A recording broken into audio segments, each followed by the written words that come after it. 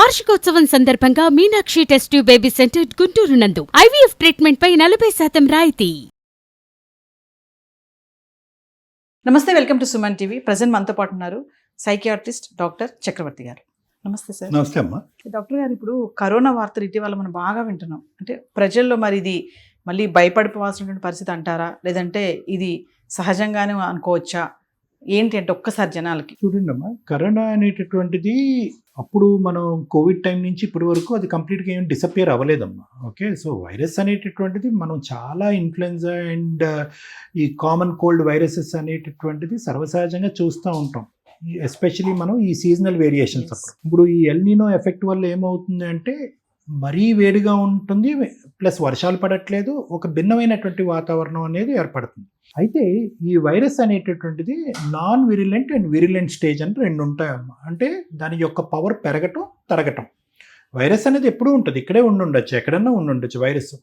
కానీ దాని పవర్ ఎప్పుడు పెరుగుతుంది అంటే కనుక ఎప్పుడైతే కనుక వాతావరణం ఒక భిన్నమైనటువంటి ప్రభావం చూపెడుతుందో. ఇప్పుడు ఉన్నది సహజంగా ఈ జూన్ జూలై అంటే కనుక విపరీతమైన వర్షాలు ఉండాలి, ఎండ యొక్క ప్రభావం కూడా తక్కువ ఉండాలి. ఇలాంటి భిన్నమైన వాతావరణంలో ఏంటంటే నాన్ విరిలెంట్ నుంచి విరిలెంట్ స్టేజ్, అంటే దాని యొక్క శక్తి సామర్థ్యాలు పెరుగుతాయి అన్నమాట. నెంబర్ 1. నెంబర్ 2, ఈ టైంలో ఏంటంటే ఈ వాతావరణ ప్రభావం ఇలాంటి రకరకాల చేంజెస్ వల్ల జనరల్గా కూడా ఇమ్యూనిటీ అనేటటువంటిది ప్రజానీకంలో ఒక మోస్తారు తగ్గుతుంది. పూర్తిగా కాదు కానీ ఒక మోస్తారు తగ్గుతుంది. సో ఎప్పుడైతే మనం తట్టుకునే కెపాసిటీ తగ్గుతుందో, ఎప్పుడైతే దాని పవర్ పెరుగుతుందో, ఆ వైరస్ యొక్క పవర్ పెరుగుతుందో, ఆటోమేటిక్గా దాని బారిని పట్టడానికి ఒక అవకాశం ఉంటుంది. లేదంటే కనుక ఈ 4 years డిసపియర్ అయిన వైరస్ ఇప్పుడు ఎక్కడ పుట్టుకొచ్చిందండి? అది కోతిలోంచి వచ్చిందా, బ్యాట్లోంచి వచ్చిందా? ఇవేమీ కాదు. అది ఎప్పుడైతే పుట్టుక అనేటటువంటిది చైనాలో 2019లో స్టార్ట్ అయిందో, అది ఒకసారి పుడితే అది జీవితాంతం ఉంటుంది, ప్రపంచం ఉన్నంతకాలం ఉంటుంది. అది విజృంభిస్తుందా లేదా అనేటటువంటిది వాతావరణ ప్రభావం, మనం యొక్క తట్టుకునే కెపాసిటీ, ఇలాంటి రకరకాల ఫ్యాక్టర్స్ బట్టి ఆధారపడి ఉంటుంది. డాక్టర్ గారు, కరోనా అనగానే 2020-21 ఈ ఇయర్ బాగా గుర్తొస్తుంది. అంటే జనాల్లో బాగా భయం ఏర్పడినటువంటి ఇయర్ అది. మరి ఇప్పుడు మళ్ళీ అదే టైం అనుకోవచ్చా, సహజమే అనుకోవాలా? మనం అంత భయభ్రాంతులకు గురవలసినటువంటి అవసరం లేదు మేడం. ఎందుకంటే కనుక ప్రపంచవ్యాప్తంగా మనం స్టాటిస్టిక్స్ తీసుకుంటే కనుక ఒక పాండమిక్ సిచ్యువేషన్ అనేది అప్పుడు మనం మాట్లాడుకున్నటువంటి సిచ్యువేషన్. ఎప్పుడు కూడా మనం ఏంటంటే పాండమిక్, ఎపిడమిక్ ఇలాగ మనం విభజించుకుంటాం అనమాట, తీవ్రత బట్టి. అప్పుడు మనం చూసినటువంటి పరిస్థితి పాండమిక్. ఈ డెత్స్ ఏవైతే కనుక ఇప్పుడు రికార్డ్ అయినాయో ఇవి చాలా కామన్గా ప్రపంచవ్యాప్తంగా కోవిడ్ డెత్స్ జరుగుతున్నాయి, ఇప్పటికీ జరుగుతున్నాయి. ఎటొచ్చి ఏంటంటే అప్పుడు వేల సంఖ్యల్లో మాట్లాడుకుంటే ఇప్పుడు 1, 2, 10 సంఖ్యలో జరుగుతున్నాయి. దానికి మనం అంత భయభ్రాంతులు గురయ్యి మళ్ళీ ఇంకో కోవిడ్ సిచ్యువేషన్ వస్తుందో, మళ్ళీ లాక్డౌన్ వస్తుందో అనేటటువంటిది అవసరం లేదు, భయభ్రాంతులకు గురవలసినటువంటి అవసరం లేదు. ఎందుకంటే కనుక 2021 మహా అయితే కొంత భాగం ఆఫ్ 2022లో మనందరికీ హర్డ్ ఇమ్యూనిటీ అనేది వచ్చేస్తుందమ్మా. అదేదో వ్యాక్సిన్ తీసుకోవాల్సినటువంటి ఇమ్యూనిటీ కాదు. నా దగ్గర నుంచి మీకు, మీ దగ్గర నుంచి వాళ్ళకి, మీ కుటుంబ సభ్యులకి, మా కుటుంబ సభ్యులకి, అందరికీ కూడా ఒక కంప్లీట్గా బాగా విజృంభించేటటువంటి ఒక డిజీజ్ ప్యాటర్న్ కాకపోయినా ఒక సబ్ లెవెల్, అంటే సబ్ డిజీజ్ లెవెల్లో అందరికీ స్ప్రెడ్ అయిపోయింది. అది స్ప్రెడ్ అయిపోవడంతో మనందరిలో యాంటీ కరోనా యాంటీబాడీస్ వచ్చేసినాయి. యాంటీ కరోనా వైరస్ యాంటీబాడీస్ వచ్చేయటం వల్ల అవి మనం షేక్ హ్యాండ్ ఇవ్వటం ద్వారానో, ఫుడ్ తినటం ద్వారానో, రకరకాల తుమ్మటం, దగ్గటం ద్వారా వైరస్ అనేది స్ప్రెడ్ అవ్వకుండా యాంటీబాడీస్ స్ప్రెడ్ అయ్యాయి. సో మనందరం ప్రొటెక్టెడ్. ఒక విధంగా చూసుకుంటే మనందరం హెర్డ్ ఇమ్యూనిటీ రావటం వల్ల మనందరం అదృష్టవంతులం, ప్రపంచవ్యాప్తంగా ప్రొటెక్టెడ్.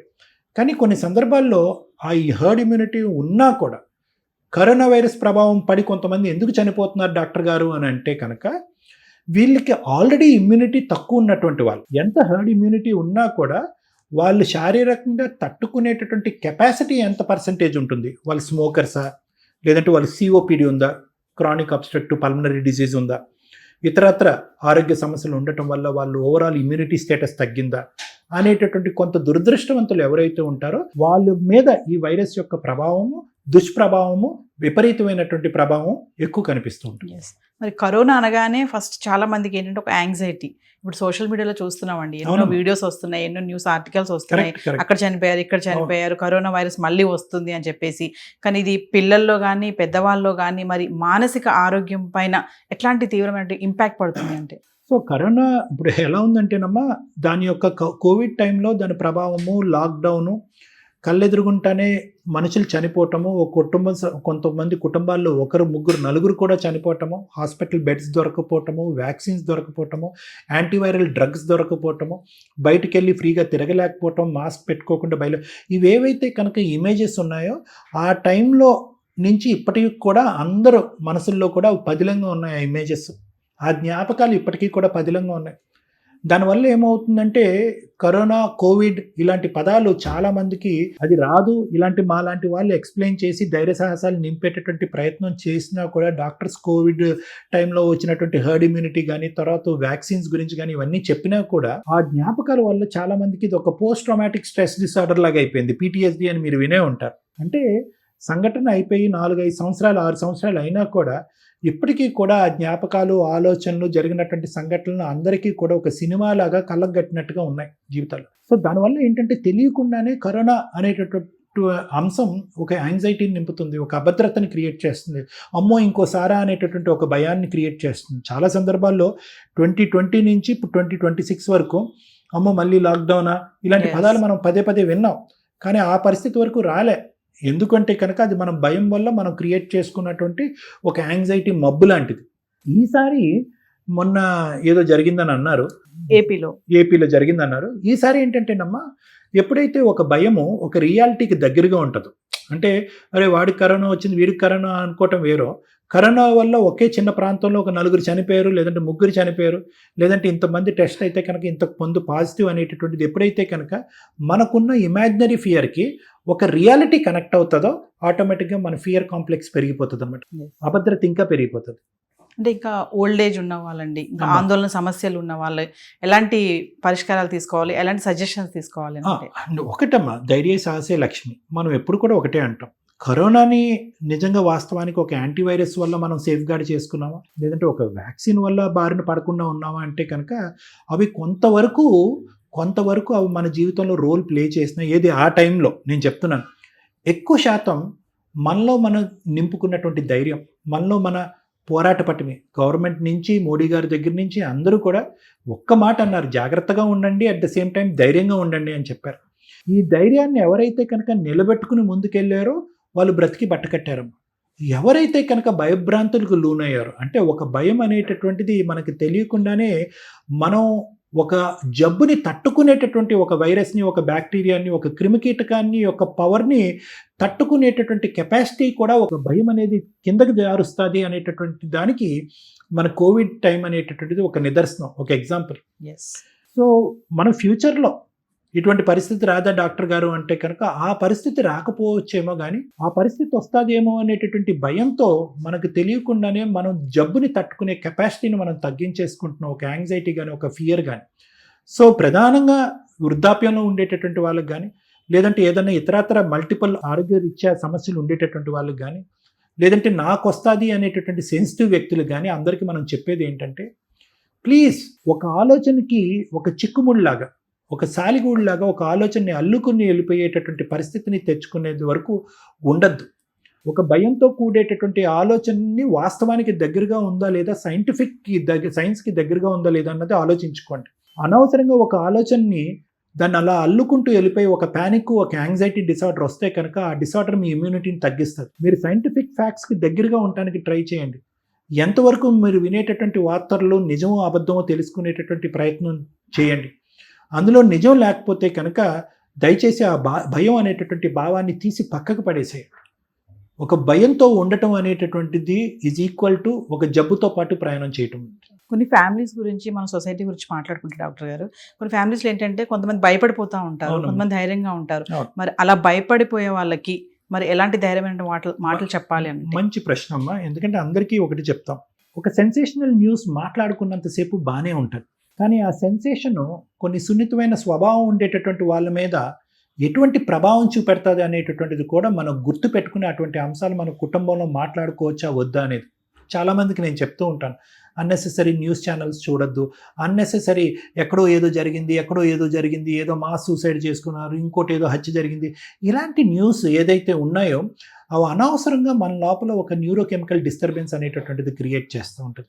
సో మన కుటుంబంలో ఎటువంటి వార్తల గురించి మాట్లాడుకోవాలి, మాట్లాడుకోకూడదు, ఎటువంటి ఛానల్స్ చూడాలి, చూడకూడదు అనేటటువంటిది మన కుటుంబ సభ్యుల యొక్క వైఖరి, ఆలోచన, వ్యక్తిత్వం బట్టి అటువంటివి డిస్కస్ చేసుకుంటే మంచిది. అనవసరమైనటువంటి సబ్జెక్ట్స్ మాట్లాడుకోవటం, భయానికి లోన్ అవటం, తర్వాత ఏమీ లేదులే అని చెప్పి వదిలేయటం అనేటటువంటిది ఒక పరిపాటి అయిపోయింది.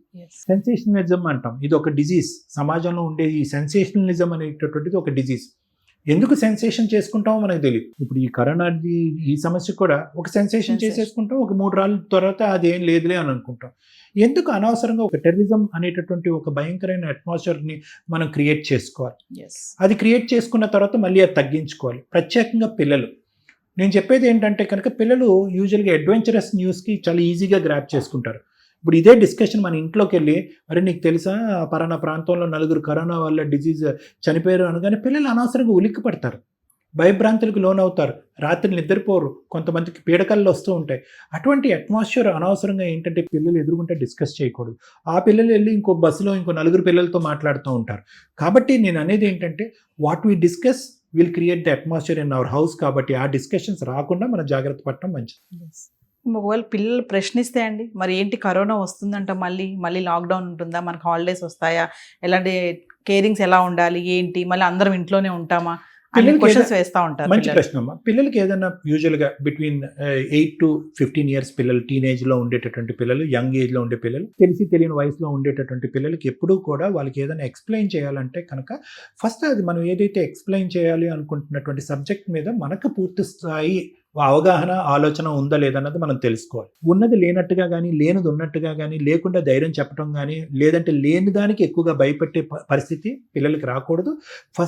ఫర్ ఎగ్జాంపుల్ అలా రాకూడదు అంటే కనుక మనం ఆ సబ్జెక్ట్ మీద ఎంత గ్రిప్లో ఉన్నాము అనేటటువంటిది చాలా ఇంపార్టెంట్. పిల్లలకి ఎప్పుడూ కూడా ఫ్యాక్చువల్ బేసిస్ మీద, సైంటిఫిక్ బేసిస్ మీద మాట్లాడటం మంచిది. కమింగ్ టు మరి మనం సిమ్టమ్స్ గురించి మాట్లాడుకుంటే సార్, మరి అప్పట్లో కరోనా అంటే కొన్ని సిమ్టమ్స్ చెప్పేవాళ్ళు, మాస్క్ పెట్టుకోవాలి అని చెప్పారు, దూరంగా ఉండాలి అన్నారు, ఎక్కువ గ్యాదరింగ్స్ చేయొద్దు అని చెప్పారు. మరొకసారి మన సిమ్టమ్స్ గురించి మాట్లాడుకుంటే సబ్ సిమ్టమల్ ఇప్పుడు ఏవైతే కనుక మీరు చూసారో ఈ మధ్యకాలంలో జరిగినవని చాలా చోట్ల ఏంటంటేనమ్మా, ఎప్పుడైతే ఒక వైరస్ యొక్క విరిలెన్స్, ఒక వైరస్ యొక్క గోల్డెన్ ఫేస్ అని అంటూ ఉంటాం, ఆ ఫేస్ పోయిన తర్వాత అది అంత విరిలెంట్గా లేనప్పుడు సబ్ సిమ్టమ్స్ ఎక్కువ ఉంటాయమ్మా. అంటే సిమ్టమ్స్ అంటే కనుక జలుబు, ముక్కు, దగ్గటము, జ్వరం రావటము, నీరసంగా ఉండటం అలాగ ఉండవమ్మా. ఇవన్నీ కూడా చాలా సబ్ సిమ్టమాటిక్గా ఉంటాయి, అసలు వచ్చి రానట్టు, ఉండి ఉండనట్టు ఉంటాయి. సో కాబట్టి సిమ్టమ్ బేసిస్ మీద మనం జాగ్రత్తలు తీసుకునే దానికంటే సహజ సిద్ధంగానే జాగ్రత్తలు తీసుకోవటం మంచిదేమో. ఆరోగ్యకరమైనటువంటి పోషణ అంటే మంచి హెల్దీ ఫుడ్, న్యూట్రిషియస్ ఫుడ్ తీసుకోవటము, ఎక్కువగా గ్యాదరింగ్స్ ఉండేటటువంటిది వీలైనంత వరకు అవాయిడ్ చేయటము, వీలైనంత వరకు షేక్ అండ్ ఇలాంటివి లేకుండా నమస్కారం అనేటటువంటి సంస్కారాన్ని నేర్చుకోవటము. అంటే ఇలాంటివి మ్యాండేటరీగా చేయవలసినటువంటి అవసరం లేకపోయినా కూడా సహజంగా చేసినా కూడా అవి ఒక విధంగా మనకి ప్రొటెక్టివ్ మెజర్స్. దగ్గేరో, తుమ్మేరో ఇలాంటి వాటికి మనం ఎక్కువగా ఫోకస్ చేస్తే ఏమవుతుందంటే ప్రజల్లో భయభ్రాంతులకు గురి చేసినటువంటి వాళ్ళం అవుతాం మనం. అమ్మో వాడు దగ్గుతున్నాడు, వాడు కరోనా ఉందేమో, వీడు తుమ్ముతున్నాడు. No, it may not be. దాని యొక్క ఛాన్స్ ఇప్పుడు ఉండేటటువంటి స్టాటిస్టిక్స్ బట్టి చూసుకుంటే it may not be even 0.01%. ఇంకా ప్రతి దగ్గు, తుమ్ముకి మనం భయపడేటట్టయితే కనుక మనుషులు కలుసుకోవటం, మాట్లాడుకోవటం కూడా తగ్గిపోతుంది. అవసరం లేకుండా మాస్కులు, అవసరం లేకుండా శానిటైజర్లు వాడేసేటటువంటి ఆ పాత పరిస్థితికి మనం వెళ్ళిపోతూ ఉంటాం. యూజువల్గా మన ఇమ్యూనిటీని పెంపొందించుకునేటటువంటి విధంగా మంచి హెల్దీ ఫుడ్, హెల్దీ డైట్, తర్వాత ఏంటంటే హెల్దీ స్లీప్ ప్యాటర్ను, ఎక్సర్సైజు, ఇలాంటి వాటిని మనం నమ్ముకుని ముందుకెళ్తే మంచిదమ్మా. నెంబర్ 1, వీలైనంత వరకు మాసెస్ ఉండేటటువంటి క్రౌడెడ్ ఏరియాస్ని అవాయిడ్ చేయడం మంచిది. వీలైనంత వరకు skin to skin contact, hand to hand touch, కరచాలను చేయడం అనేటువంటిది అవాయిడ్ చేస్తే మంచిది. అప్పుడు తీసుకునేవే, but at lesser intensity. So doctor గారు, అయితే ఇందాక మీరు అన్నారు యాంగ్జైటీ డిజార్డర్ అని చెప్తున్నారు కదా, మరి ఎలాంటి లక్షణాలు కనిపిస్తే ఇమీడియట్లీ సైకియాట్రిస్ట్ని కలవాలి అంటే? సో యూజువల్గా ఇలాంటి వాటిలో యాంగ్జైటీ డిసార్డర్ ఏంటేనమ్మా, మనం మాట్లాడేసి వదిలేస్తూ ఉంటాం. ఇప్పుడు మీరు మాట్లాడారు, నేను మాట్లాడేసాను, ఈ సబ్జెక్ట్ ఇంటి వదిలేసి ముందుకు వెళ్ళిపోతాం. కానీ యూజువల్గా ఈ యాంగ్జైటీ ఉండేటటువంటి వాళ్ళు ఏంటంటే అదే సబ్జెక్ట్ మీద ఎక్కువ ఫోకస్ చేసి, అదే సబ్జెక్ట్ మీద ఎక్కువ మాట్లాడుతూ, అదే సబ్జెక్ట్ మీద ఎక్కువ రీసెర్చ్ చేసి, గూగులింగ్ చేసి, దాని నుంచి ఇంకా ఫ్యాక్ట్స్ ఐడెంటిఫై చేయటం కానీ, లేదంటే అంతటితో నాకేమైనా జ్వరం వచ్చిందా, నేను ఎక్కువ దగ్గుతున్నానా అని చెప్పి ప్రతి దగ్గుకి, ప్రతి తుమ్ముకి డాక్టర్ దగ్గరికి వెళ్ళిపోయి సందర్భానుసారం అసందర్భమైనటువంటి టెస్టులు చేయించుకుంటూ, ఇంట్లో వాళ్ళందరికీ కూడా అదే డిస్కషన్ పెట్టుకుని వాళ్ళను కూడా జాగ్రత్తలు తీసుకోమంటూ, వాళ్ళని భయభ్రాంతులకు గురి చేసుకుంటూ, ఎక్కువగా ఆ ఆలోచన వల్ల నిద్రలేని సమస్య రావటము, ఆ ఆలోచన వల్ల నలుగురితో మాట్లాడలేకపోవటం, లేదంటే వర్క్ కూడా వెళ్ళలేకపోవటం, వర్క్ రిలేటెడ్ కాన్సన్ట్రేషన్ చేయలేకపోవటం, ఇలాంటివి వస్తే కనుక యూజువల్గా యాంగ్జైటీ ఎక్కువ అవుతుంది, అసలు సమస్య కంటే వేరే సమస్య ఎక్కువ అవుతుందని భావించాలి. దాన్ని యాంగ్జైటీ డిసార్డర్ అంటాం. పానిక్ అటాక్స్, కరోనా లక్షణాలు ఇవన్నీ ఒకటే అనుకోవచ్చా అండి? అంటే యూజువల్గా ఏమవుతుందంటేనమ్మా, యాంగ్జైటీ ఎంత విచిత్రమైన మానసిక సమస్యలు, ఎంత విచిత్రమైన సమస్యలు అంటే, నువ్వు ఏదైతే ఊహించుకుంటావో, ఏదైతే ఆలోచించుకుంటావో అది నీ పక్కన వచ్చి కూర్చుంటుంది. ఇప్పుడు నేను ఇలా కూర్చున్నాను, నాకు జ్వరం వచ్చిందేమో అంటే వాడికి జ్వరం వస్తుంది. నాకు నిద్ర పట్టట్లేదంటే పట్టదు. నాకు ఏదో తెలియని సమస్య వచ్చిందేమో అంటే కనుక తెలియని సమస్య. సో నేను అనేది ఏంటంటే కనుక, కరోనా ప్రస్తుతం ఉండేటటువంటి పరిస్థితి కంటే మనకు తెలిసి తెలియకుండా పెంచుకుని పెద్ద చేసుకునేటటువంటి యాంగ్జైటీ ప్రాబ్లమే ఎక్కువ. కాబట్టి ముఖ్యంగా కావాల్సింది ఏంటంటే అవగాహన, అన్నెసెసరీ ఇన్పుట్ స్ప్రెడ్ చేయకుండా ఉండటము, అన్నెసరీ డిస్కషన్స్ ఎంకరేజ్ చేయకుండా ఉండటం. అవగాహన అనేది చాలా ఇంపార్టెంట్. సో డాక్టర్ గారు, మరి ఫైనల్లీ ఒక సైకియాట్రిస్ట్గా మరి మీరు ప్రజలకు ఇచ్చేటటువంటి సలహాలు కానీ సూచనలు ఏమైనా? ప్రజలందరికీ చెప్పేది ఏంటంటే, అనవసరంగా భయభ్రాంతులు గురవ్వాల్సినటువంటి అవసరం లేదు. ఎవరో అది చెప్పారు అనేటటువంటి మాటలు నమ్మవలసినటువంటి అవసరం లేదు. మనం సైంటిఫిక్ బేసిస్ మీద సైన్స్కి దగ్గరగా ఉందాం. ఎందుకంటే ఒకప్పుడు ఆ టైంలో మనం డీల్ చేయలేనటువంటి కరోనాకి వర్స్ట్ కమ్ సినారియో వచ్చిందే అనుకోండి, దాన్ని డీల్ చేయగలిగేటటువంటి కెపాసిటీలో సైన్సు, సైంటిఫిక్ ప్రాసెస్, డాక్టర్స్ అందరూ రెడీగా ఉన్నారు. దానికి సంబంధించినటువంటి వ్యాక్సిన్స్ ఉన్నాయి, దానికి సంబంధించినటువంటి యాంటీవైరల్ డ్రగ్స్ ఉన్నాయి. మీకు మీరుగా అనవసరంగా భయభ్రాంతులకు గురవ్వకండి, యాంగ్జైటీకి లోనవ్వకండి. మూడోది ఏంటంటే, సహజ సిద్ధమైనటువంటి ఇమ్యూనిటీని పెంపొందించుకునే ప్రయత్నం చేయండి. టైంకి పడుకోండి, తినండి, లెగండి, పోషక విలువైనటువంటి ఆహార పదార్థాలతో కూడినటువంటి డైట్ని నమ్మండి, ఫిట్నెస్ అండ్ ఎక్సర్సైజ్ చేయండి. ఎక్కువ స్క్రీన్ టైం పెట్టుకోకుండా స్క్రీన్ టైం తగ్గించుకుని నిద్ర, ఆహారాలు సరైనటువంటి సమయానికి ఉండే విధంగా ప్రయత్నం చేయండి. Thank you. Thank you.